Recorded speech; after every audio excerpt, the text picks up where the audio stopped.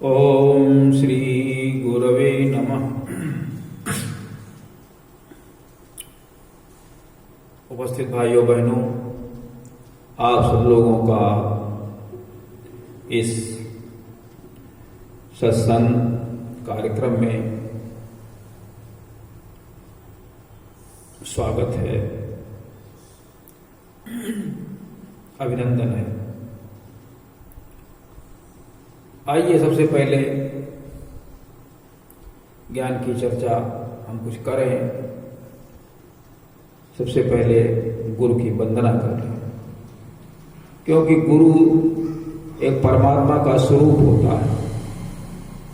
ओम गुरुर्ब्रह्मा गुरुर्विष्णु गुरुरेव महेश्वरा गुरुरेव परब्रह्म तस्मै श्री गुरवे नमः। अखंड मंडलाकारं व्याप्तं येन चराचरं तत्पदं दर्शितं येन तस्मै श्री गुरवे नमः। मातृवत लालयित्री पितृवत मार्गदर्शिका नमो अस्तु गुरु सत्ताय श्रद्धा प्रज्ञायुता चया। ओम श्री गुरवे नमः। आइए भगवान श्री कृष्ण जी का ध्यान करें। ओम वसुदेव सुतं देवं कंस चाणूरमर्दनं देवकी परमानंदं कृष्णं वंदे जगद्गुरुम्। ओम श्री कृष्णाय नमः। सद्बुद्धि की देवी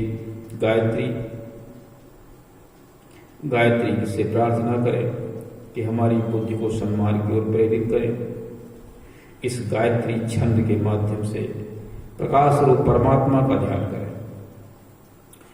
ओम भूर्भुवः स्वाहा तत्सवितुर्वरेण्यं भर्गो देवस्य धीमहि धियो यो नः प्रचोदयात्। बोलिए वेद माता गायत्री की जय। भगवत त्र्यंबकम भगवान का ध्यान करें, प्रकाश रूप परमात्मा के रूप में प्रार्थना करें कि सभी लोग स्वस्थ रहें, इस वैश्विक बीमारी से सभी को मुक्ति मिले। इस भावना के साथ में महामृत्युंजय मंत्र हमारे साथ बोले। ओम त्र्यंबकं यजामहि सुगंधिं पुष्टिवर्धनम् उर्वारुकमिव बन्धनान् मृत्योर्मुक्षीयमामृता। बोले त्र्यंबकम भगवान की जय हो। उपस्थित भाइयों बहनों, पिछले सत्संग में हमने भगवान राम के जन्म की चर्चा की थी कि भगवान राम का जन्म राजा दशरथ के बेटे कौशल्या की गोद में भगवान राम प्रकट हुए, भगवान राम का जन्म हुआ। दशरथ और कौशल्या पूर्व जन्म में कश्यप और अदिति, मनु और शतरूपा इस रूप में थे। पहले कश्यप अदिति थे, उसके बाद मनु शतरूपा के रूप में जन्मे, उसके बाद दशरथ और कौशल्या के रूप में अयोध्या में राज्य कर रहे थे। तुलसीदास जी ने लिखा कि भय प्रगट कृपाला दीन दयाला कौशल्या हितकारी हर्षित महतारी मुनि मनहारी अद्भुत रूप विचारी कौशल्या के गर्भ से भगवान राम का जन्म हुआ। भय प्रकट, प्रकट शब्द लिख दिया। जब गर्भावस्था में रानियां थीं तो जैसे सारे लोगों का जन्म होता है वैसे उनका भी जन्म हुआ होगा, लेकिन जब महान शक्तियां आती हैं तो उन्हें कोई विशेषण लगा दिए जाते हैं।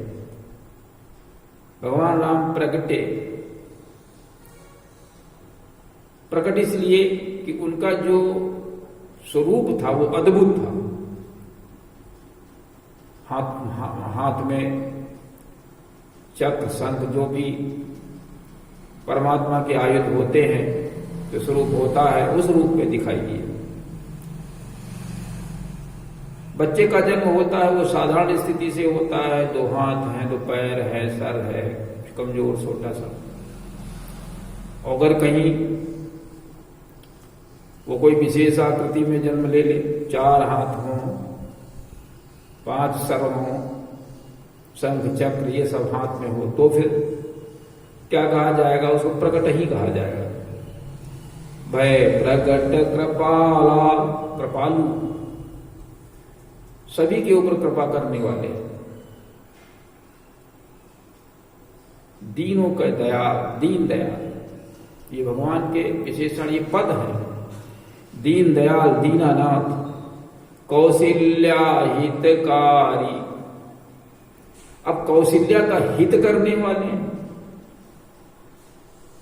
कौशल्या का हित काहे में है भाई?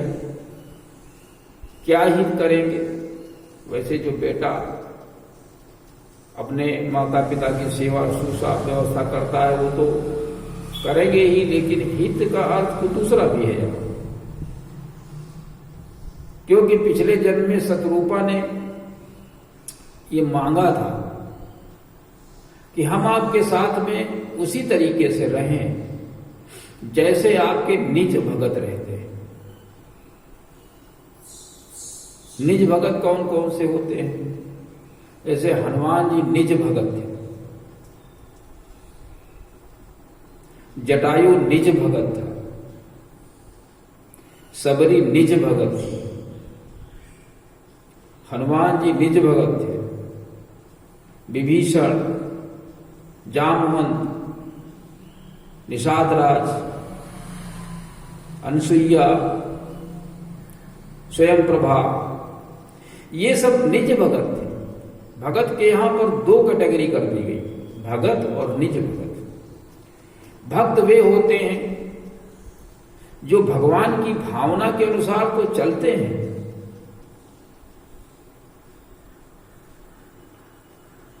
जो भगवान की भावना के अनुसार चलता है वही भक्त कहा जाता है। और भक्त होने से पहले सुकृति होना पड़ता है, उत्तम कृत्य करने। उत्तम कृत्य बगैर किए भक्त नहीं हो सकता। पाप रहित जीवन, उदारता, ये भक्त होने से पहले उसके अंदर ऐसे गुण होने चाहिए, तभी भक्त हो सकता है। अब ये भगवान का भक्त है, कोई संकट में आप किसी कारण से, कोई धनहीन हो गया, कोई ज्ञानी हो गया, कोई जिज्ञासु हो गया। ये भगवान के 4 प्रकार के भक्त कहे गए हैं। एक तो ज्ञानी भक्त, सबसे अच्छा ज्ञानी भक्त, ज्ञानी प्रभु ही विशेष प्यारा। ज्ञानी भक्त भगवान को सबसे अधिक प्रिय होता है। दूसरे नंबर का होता है जिज्ञासु। भगवान के विषय में वो जानना चाहता है, भगवान क्यों आए। जैसे पार्वती जी जिज्ञासु हैं, भगवान क्यों आए, क्या आवश्यकता थी भगवान के आने की। और शिव जी ज्ञानी हैं, ज्ञान के आधार पर जिज्ञासु को समझा रहे हैं। काकभूषण जी ज्ञानी हैं और गरुण जी जिज्ञासु है दोनों भक्त, लेकिन एक ज्ञानी है, एक जिज्ञासु है। इसी प्रकार से भरद्वाज जिज्ञासु हैं, याज्ञवल्क्य जी ज्ञानी है। तो ज्ञानी और जिज्ञासु में यह फर्क होता है, वो जानना चाहता है। इसी प्रकार से दो और भक्त होते हैं, एक होते हैं अर्थार्थी, धन का अभाव है, और आर्थ संकट की स्थिति में है। ये चार प्रकार के भक्त होते हैं। तुलसीदास जी ने लिखा कि राम भगत जग चारि प्रकारा, और चारु श्रुकति अनघ उदारा। श्रुकति उत्तम कृत्य करने वाला, उत्तम कृत्य नहीं करता तो भगवान का भक्त नहीं हो सकता। अनघ पाप रहित जीवन, उदारता, ये भक्त के पहले के लक्षण होते हैं। सबसे पहले हमें यही बनना चाहिए जिस प्रकार से बताया गया। लेकिन निज भक्त जो होते हैं वो होते हैं, से प्रधानमंत्री होता है, शाम को सारे मंत्री उसके चारों ओर बैठते हैं, वे उसके निज भक्त सारे दिन की कार्य की समीक्षा बताते हैं। वैसे ही भगवान के जो निज भक्त होते हैं उनको घेर कर रहते हैं, कितना आनंद मिलता होगा, कितना सुख मिलता होगा, घेर के बैठते हैं और सारे दिन की दिनचर्या बताते हैं कि धर्म की स्थापना में आज हमने क्या किया, कहां पर कौन सी स्थिति परिस्थिति आई। भगवान राम सुनते और उसको उसका निवारण भी करते। तो तुलसीदास जी लिखते हैं कि शतरूपा जी कहती हैं, जे निज भगति नाथ तव अहि। नाथ जिस प्रकार से आपके निज भगत रहते हैं, और जो सुख पावहि जो गति लहहि। जैसा वो सुख पाते हैं, जैसी वो गति उनको प्राप्त होती है, उसी प्रकार से हम भी चाहते हैं। सोई विवेक सुख सोई सुख सोई गति सोई सुख सोई गति सोई भगति, और सोई निज चरण स्नेह सोई विवेक सोई राहनि प्रभु, हम ही कृपा करि देव। ये शतरूपा चाहती थी। तो भगवान राम उनको यही देने वाले हैं। कौशल्या सब यही करती थी। तो इस प्रकार से हम लोगों को भगवान का निज भगत धर्म की स्थापना में उनका सहयोग करना चाहिए। भगवान का निज भक्त बन जाएंगे उनके, जिसने सहयोग किया वो सब भगवान का निज भक्त हो गया। फिर तुलसीदास जी लिखते हैं, इस चरित्र को जो भगवान के चरित्र को जो गाता है, सुनता है, अपने जीवन में उतारता है, वो क्या पद, वो उसको हरिपद मिल जाता है। हरिपद का मतलब दीन बंधु, दीनानाथ, कृपालु, ये भगवान का पद है। ये आपको भी प्राप्त हो सकता है अगर आप सब लोग उस हिसाब से कार्य करें। या चरित जगावहि हरिपद पावहि तेन परहि भवकूपा। वो किसी कष्ट में फिर नहीं पड़ता है, वो किसी संकट में नहीं पड़ता है। भवकूपा, ये जो बहुत सी दिक्कतें हैं, तनाव और संकट कष्ट, ये फिर उसको नहीं पड़ते हैं, उस कुएं में फिर वो नहीं गिरता है। शिव जी पुनः समझाते हैं कि जब अवतार होता है तो पहले वो अपने जो है सामान को इकट्ठा करता है, अपनी व्यवस्था को देखता है आते आते। जैसे कोई जब शिल्पकार कोई चलता है, जैसे जो राजगीर होते हैं जब चलते हैं तो क्या करते हैं, देखते हैं हमारी कन्नी है कि नहीं है, हथौड़ी है कि नहीं है, तो वसूली है, ये सब चीजें, सूत है और उनका सहावल है, ये सब है या नहीं, वाटर लेबिन है नहीं, सब देखते हैं। बढ़ई जब चलता है तो अपने औजार देखता है, लोहार चलता है अपने औजार देखता है। उसी प्रकार जब भगवान आता है तो अपने औजार देखता है। उसके औजार क्या है? उसका पहला औजार है कि धेनु, धेनु है भी नहीं वहां, क्योंकि शक्ति कैसे मिलेगी? विप्र है या नहीं, संत है या नहीं, और देवताओं की क्या स्थिति है, इन सबका वो पहले आकलन करता है और इनको सबको जुटाने का प्रयास करता है। भगवान का सबसे बड़ा सहयोगी विप्र होता है, और उसके लिए धेनु की आवश्यकता होती है, क्योंकि गाय का दूध चाहिए, यज्ञ के लिए गाय का घी चाहिए। तो गाय एक सबसे महत्वपूर्ण घटक है, और विप्र उससे भी महत्वपूर्ण है। संत विप्रों के अधीन चलते हैं, देवता विप्रों के अधीन रहते हैं। तो सबसे पहले विप्रों को देखता है और गाय को देखता है, भगवान आते हैं उसको पहले संभालता है। और जब नहीं होते हैं तो उनको पैदा करने का प्रयास करता है। जब राम आए, देखा अरे विप्र तो है ही नहीं, धर्म की स्थापना कैसे होगी? तो उन्होंने विप्रों की खेती की, विप्रों को पैदा किया। जैसे गेहूं हम पैदा करते हैं, ऐसे भगवान ने विप्रों की खेती की। कि तुलसीदास जी ने लिखा उत्तर का कि भूसुर शशि नव वृंद बलाहक असरन सरन दीन जनगाह।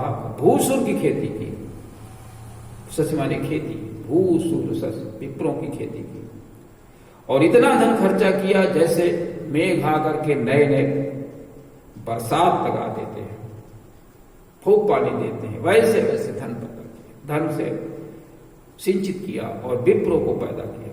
भूसुर शशि नव वृंद बलाहक असरन सरन दीन जनगाहक। जिनका कोई शरणदाता नहीं था, जो दीनहीन स्थिति में, सबको भगवान ने इकट्ठा किया और एक फौज तैयार कर दी। काहे कि ब्रह्मकुल की फौज तैयार कर दी धर्म की स्थापना के लिए, क्योंकि उनका जन्म तो धर्म की स्थापना के लिए हुआ।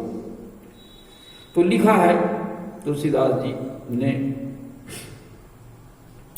कि विप्रधेनु सुर संतहित और लीन मनुज अवतार और निज इच्छा निर्मित तनु और माया गुण गोपाल। उनके ऊपर अच्छी बुरी किसी माया का कोई असर नहीं, सतो रजो और तमो गुण का कोई असर नहीं, इंद्रियों के बस में नहीं, इंद्रियों से परे। इसलिए और किसको? विप्रधेनु सुर संत। इन चारों विभूतियों को आगे बढ़ाने के लिए, धर्म की स्थापना के लिए भगवान राम का जन्म। विप्रधेनु सुर संत हित लीन मनुज अवतार, मनुष्य का अवतार लिया। इस प्रकार से भगवान राम के जन्म होने की बात शिव जी ने पार्वती जी को समझाई। जब जन्म हो गया तो फिर बड़ी प्रसन्नता हुई, राजा बहुत खुश हुए और दान देने का निश्चय किया। सबसे पहले दान देने के लिए किसको बुलाया? विप्रों को बुलाया। और क्या दिया? सोना दिया, गाय दी। गाय के बगैर विप्र नहीं चल सकता। लिखते हैं तो उसे हाट कधेनु बसन मणि, वस्त्र दिए, मणियां दी, और नृप विप्रन कहा दी, विप्रों को दिया। अब विप्रों को क्यों दिया पहले हम बता चुके हैं कि विप्र धर्म की स्थापना में लगा रहता, इसलिए दिया। वह बच्चे कुछ बड़े हुए तो उनका नामकरण संस्कार हुआ। कौशल्या के बेटे का नाम राम रखा गया, कैकेयी के बेटे का नाम भरत, सुमित्रा के 2 बेटों का नाम शत्रुघ्न और लक्ष्मण रखा। लक्ष्मण सबसे छोटे थे। इस प्रकार से लड़के बड़े होने लगे। एक दिन माता जी को ही रूप दिखाया भगवान राम ने, अद्भुत रूप दिखाया, और उसमें करोड़ों ब्रह्मांड लगे हुए थे। माता जी को ही क्यों दिखाया? क्योंकि माता जी ने ही वो वर मांगा था। माता जी कहीं भूल में तो नहीं कि वो है या नहीं, संशय में तो नहीं है, तो उन्होंने अपना अद्भुत रूप दिखा दिया। तुलसीदास जी ने लिखा कि देखरावा मात ही निज अद्भुत रूप प्रचंड, रोम रोम प्रतिलागे, कोटि कोटि ब्रह्मांड, कोटि करोड़ों ब्रह्मांड लगे हुए थे। इस प्रकार का रूप माता को दिखा दिया, क्योंकि माता ये समझ जाए कि जो मैंने वर मांगा था ये वही भगवान है जिन्होंने हमसे कहा था कि हम आपकी कोख से जन्म लेंगे। निश्चित रूप से वो वही भगवान परमात्मा का स्वरूप लिए हुए जन्मे हैं। तो आज के इस कार्यक्रम में जो कुल बातें हैं तो ये हैं कि हम विप्र बने और भगवान के कार्य में सहयोग करें, धर्म की स्थापना में हम सहयोग करें, भगवान के निज भगत बने, भक्त बने, और ज्यादा अच्छा होगा कि हम निज भक्त बने, जिससे कि भगवान का कार्य पूरा हो और हम भी भवकूप में न पड़े, कष्टों में न पड़े, झंझटों में न पड़े। इस प्रकार का हमें जीवन व्यतीत करना चाहिए। तो इसी के साथ में आज के कार्यक्रम का समापन होता है। बोलिए सियावर रामचंद्र की जय।